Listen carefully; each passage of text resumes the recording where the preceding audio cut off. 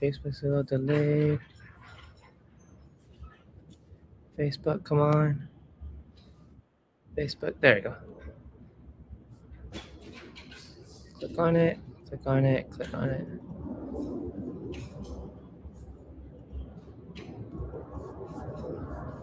Why's Facebook always delayed?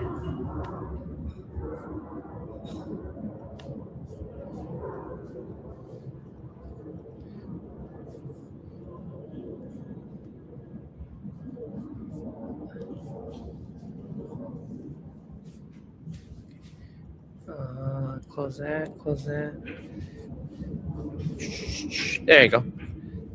Q&A, Facebook. Whew. Ow, arm hurts. Okay. All right. Hello, everybody. I forgot my camera at home, so we're gonna do this old-fashioned way.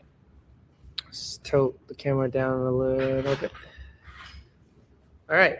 So, as you guys can clearly see in the back, we have our WRX. Ready for a dyno. Brian's in the back helping out while I do this live stream. So WRX is now being brought back. It has been on a hiatus for a very long time. Oh, I forgot to do it on school. That's what I forgot. Give me a second, fellas. I need to do something real quick.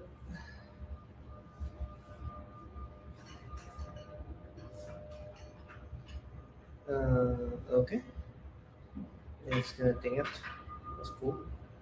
There you go. Nice. Oops. I'll go back. Live.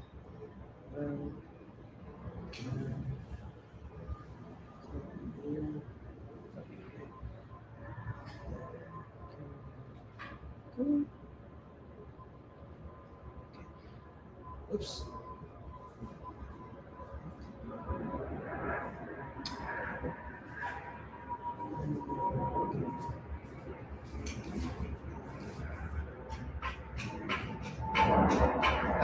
Okay.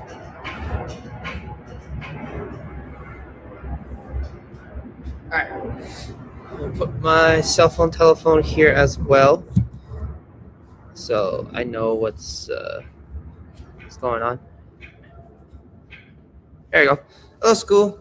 All right, so let me just rewind back a little bit. We have our WX on here for another dyno. It has been on a hiatus for quite a while, since the last time Cobb wouldn't take. Oh, I didn't get the Cobb tuner. So what happened last time was we had a flex fuel kit put in this car. Thank you to Kevin from RJK Dynamics in the Bay Area, and they also put. Was it just a flex fuel? Yeah, it was a flex fuel and a upgraded fuel pump. I believe it's a low pressure fuel pump. The high pressure one was not available, so that's not been installed. The injectors, I think, are also stock as well, and I think that's probably going to be the biggest roadblock right now. Is that the fueling system is not up to par to run the flex fuel kit that we have on the car right now. And prior to that, or after that, last time we put on a dyno to get a final tune, we had trouble getting the Cobb thing to read the tune, that our custom tune that we got. It just wouldn't read at all. And no matter what we did, played around, reinstall, uninstall, etc., so forth, it just would not take the tune. So, it just that's what it is. So, unfortunately, that's what happened last time. That was a big lower block. I believe that was before Christmas, and after the holidays, everyone got a little busy to try to catch up from the holidays. So I was kind of sat around for a while. But recently, early this week, I think, our tuner reached out to us and said that, hey, Cobb and I figured out the problem why your WRX isn't taking the tune file. I'm gonna send you a new one and see what works. So during the week, I plugged it in, updated all the firmware, everything, and the car actually took the tune. So right now we are tuned on E85 flex fuel. I believe we're on E30 right now, so it's 34% ethanol. Cobb now tuner option actually reads the ethanol content now, so everything should be fine. That is technically a base custom tune. The OTS tunes from Cobb did work, but we needed a custom one to gain full advantage of it. And well, we got a comment. Do we guys supply to Canada? Yes, we do. We do. Shipping might be. Is shipping to Canada expensive? Shipping to Canada? Yeah. It depends on the carrier. Okay. It might potentially be expensive depending on the carrier you use, but that's a good question. So now we are ready for a dyno run. We're gonna see what quote unquote the base. It's not really a base. The base custom tune map that we got and how it would do on our WRX. Want to go back? I want to go back a little bit. So we picked this car up about a little over a year or two ago. Did some cosmetic. As you see, the front lip. Oh, actually, I don't know if you can see the front lip, but we have a front carbon fiber lip, side carbon fiber skirt. We put the WRX wing on the back. Paint matched the fender flares. It was ugly. Changed the front end here. Put that badge on there. It looks so much better now. Lowered it on silvers, coilovers. What else is there? Oh, we put our front mount intercooler. It's here. It's ginormous. You probably cannot see it. And then the fueling system, as I said, we put a custom livery on the side, stickers, etc., and so forth. And that's top of my head right now. There will be a longer video talking about this coming up, hopefully by next week. Today's video that's being released is a summary of what happened to our Prelude at Sonoma Raceway. It is just a brief summary about what we thought and everything. So all of that is linked in the bio on our YouTube page. Oh, I need to link it in our bio. But our track day one and how they did at the racetrack is actually up there already. And then, yeah, so Ryan and I were there and we shared our thoughts during the video. So the video gave a little more in-depth analysis of what we thought and everything about the Prelude, because that's still the hot topic right now. So definitely check that video out. It is linked in our bio. And then our new video that is dropping at around 11:30, so right after this live ends, go check that out as well. It'll be posted there, and I'll also link it onto our bio so that, you know, in case you don't want to search on YouTube or you don't subscribe to us yet, you can go ahead and click on our links in our social medias, either on Instagram or TikTok, and it should pop up as well. Back to the WRX. Oh, we also upgraded the radiator, so it cools much better now. Should run pretty good. I'm pretty sure you can see the front mount in the cooler. So the top part, at least. Got rid of the ugly ISO. We also put a block-off plate here, just so no water and rain needs to get inside because it doesn't need it anymore. We have bunch of Cobb stuff there, flex fuel kit, like I said earlier, upgraded pump, and that's about it. So we've actually had a lot of trouble with this car, if I'm honest. For similar mods for other people, they have gotten more power than we have, and for whatever reason, we're just having difficulties with this car. Our Type R took the tune very easily. Our WRX is not taking the tune, or did not take the tune, and no matter how much we try to dyno and everything, it always seems that it falls short on the dyno numbers. Other people have used similar modifications as us, and they're getting way more power than we are. So we're not sure if it's just our dyno or what, but that's what we've been essentially having trouble with this car. So hopefully today with our new custom tune, everything will work out much better.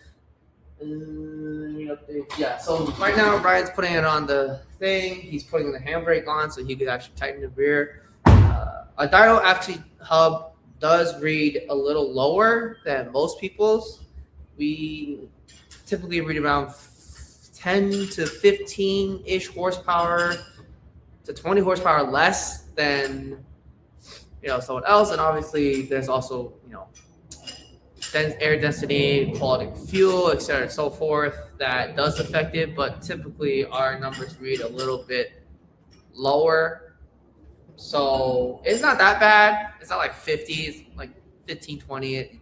You can barely feel that, but that's essentially what's wrong with this car, or the issues we're having with this car is just that with everything we have on it, it should be cracking 400 easily, but it's not.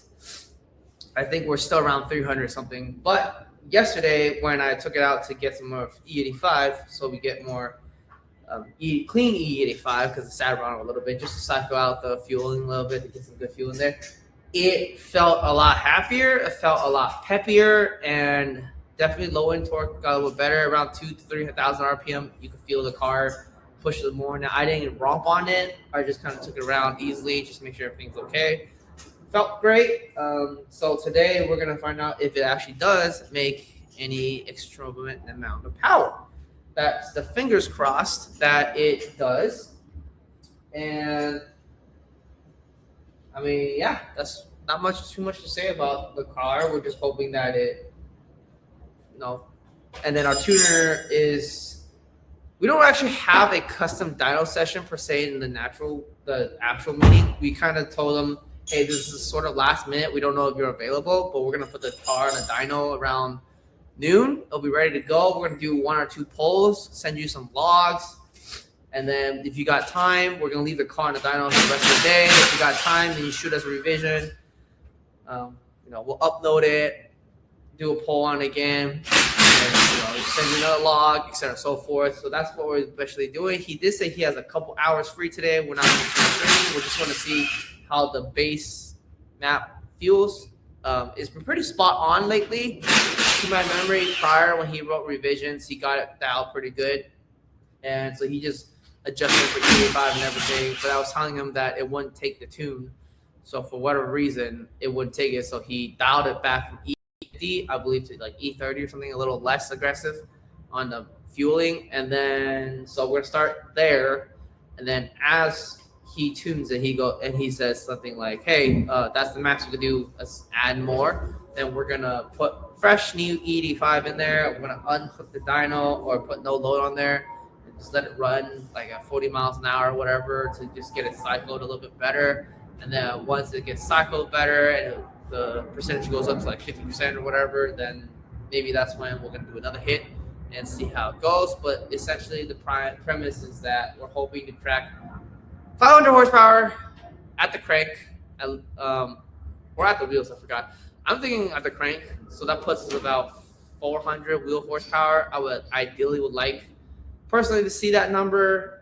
We have not seen that number yet, but it should do it today. Fingers crossed.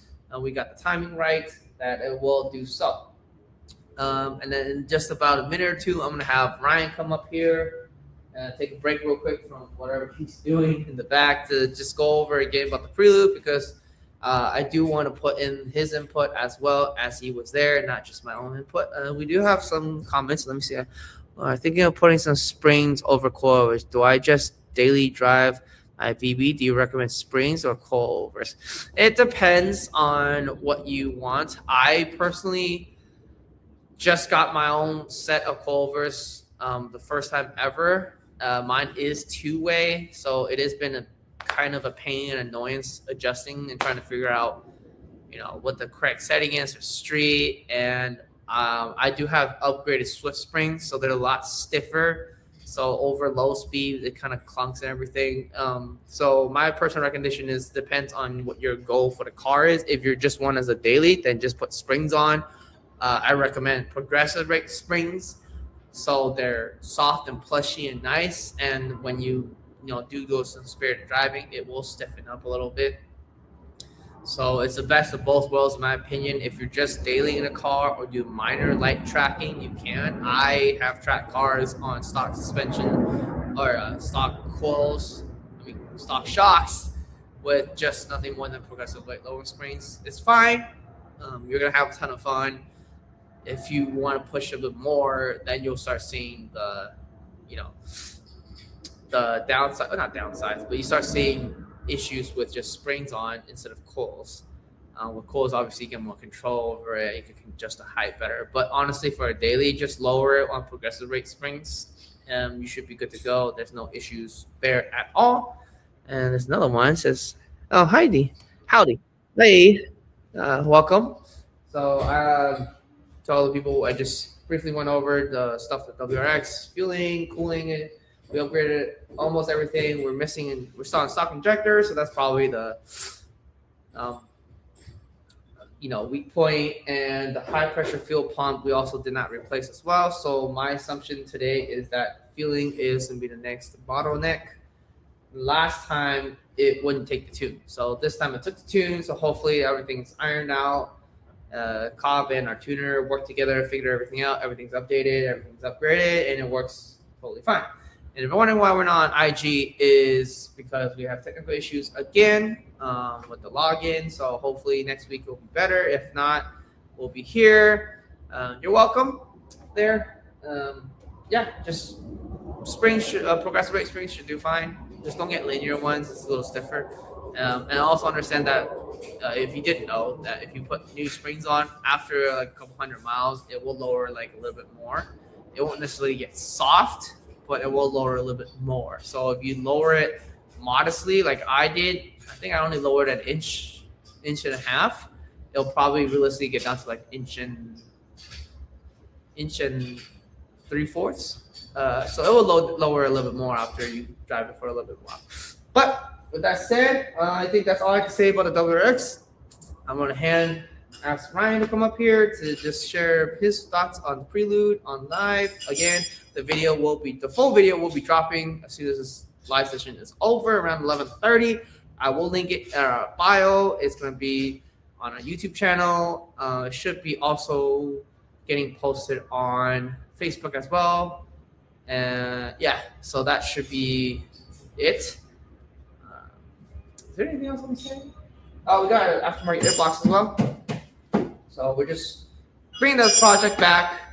It's been sitting around for quite a while with issues.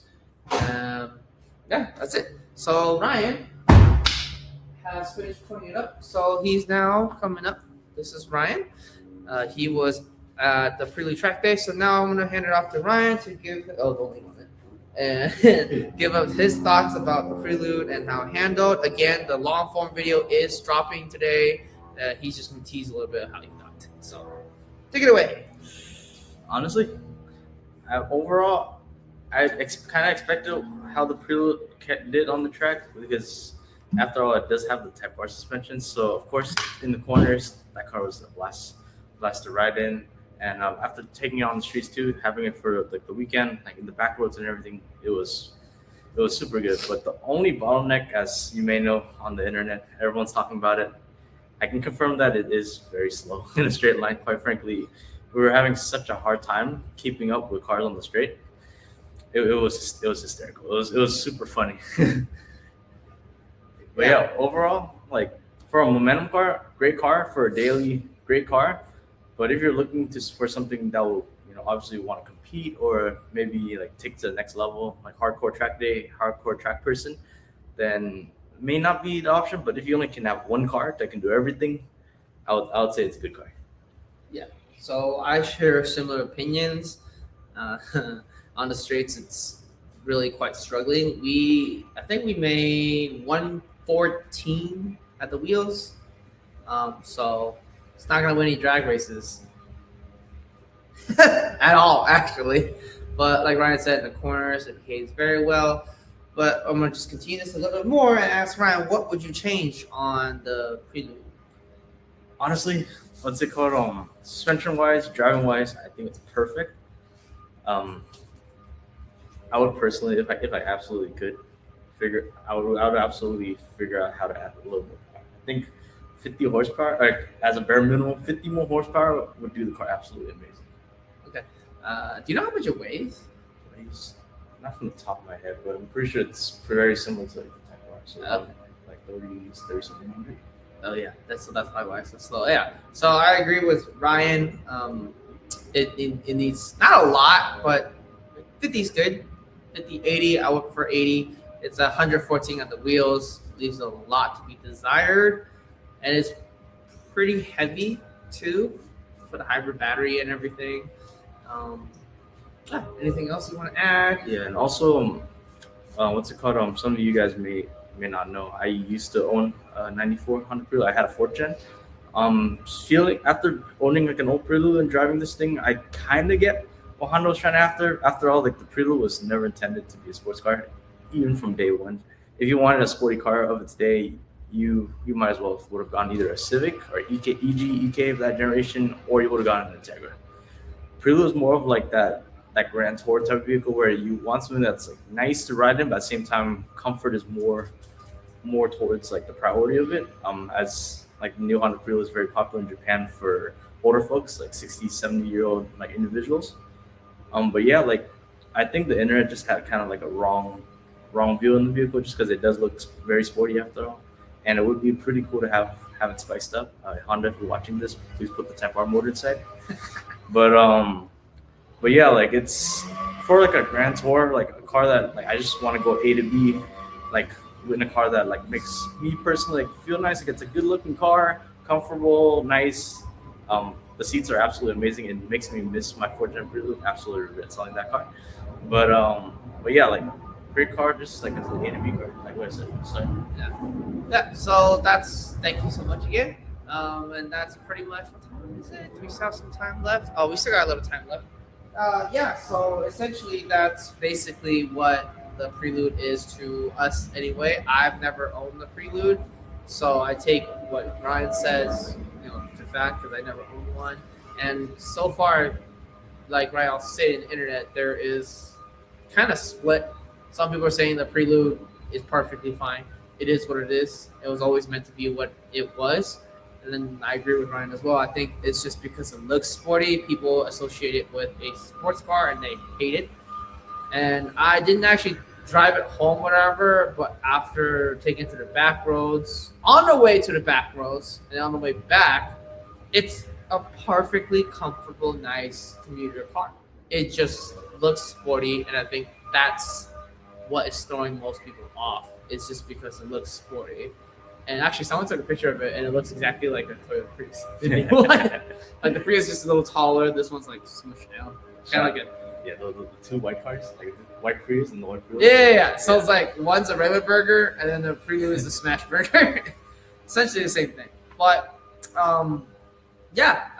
that's basically it. If no one has anything else to say, I think we're going to conclude this a little bit earlier because we do have to run on a schedule and we have to get the car ready to dyno by 12, which is coming up pretty soon. And we still have to do the rear, warm up the car, do all the dyno settings and everything. So it's going to take a while. So we might probably going to end this a little bit earlier today. So thank you guys for all who tuned in. Thank you all for questions. Again, the video will be dropping after this live session. So probably around 11:30, 11:45, 12. I'll also update the links as well. And once we get Instagram up and running, we'll probably have a little more questions. But for now, thank you so much. We'll see you next time. Okay. Stop.